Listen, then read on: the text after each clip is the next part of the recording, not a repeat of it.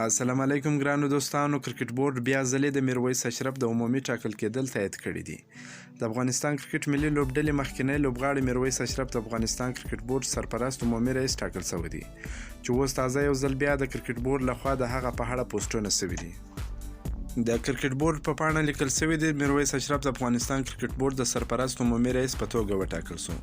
د رئیس الوزرا او د افغانستان کرکټ بورډ د عالی سرپرست د 199 شمیرې د حکم پر بنسټ ښاغلی میرویس اشرف د پخواني رئیس ښاغلی عزیز الله فضلی پر ځای د افغانستان کرکټ بورډ د سرپرست عمومي رئیس په توګه په دنده وګمارل شو. په دغه پوسټ کې زیاته شوې ده د جلالتمآب له حکم سره سم د اصولو له مخې د چارو ادارې ته دنده سپارل شوې ده ترڅو د فرمان سره سم اجرات ترسره کړي او دغه چارې ته عملي بڼه ورکړي.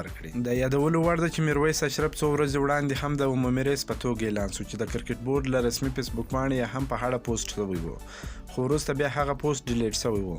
بله ورځ بیا د عزیز الله فضلي په تړاو خبر خپور شو او هغه پکې د عمومي رئیس په توګه یاد شوی و، خو اوس یو ځل بیا میرویس اشرف د عمومي رئیس په توګه اعلان شوی دی. د کرکټ د نورو مینوالو ترڅنګ ګڼ شمېر افغان لوبغاړو هم میرویس اشرف ته د عمومي رئیس په توګه ټاکل کېدلو مبارکي وړاندې کړې ده او په چارو کې د بریالیتوب غوښتنه کړې ده. که مو دا ویډیو خوښه شوې ویډیو در سره لایک کړئ، که په دې چینل کې نوي یاست افغان خوشحال یوټیوب چینل هم در سره سبسکرایب کړئ. د نور تازه معلوماتو لپاره هم زموږ سره اوسئ. تر بلې ویډیو پورې د الله په امان.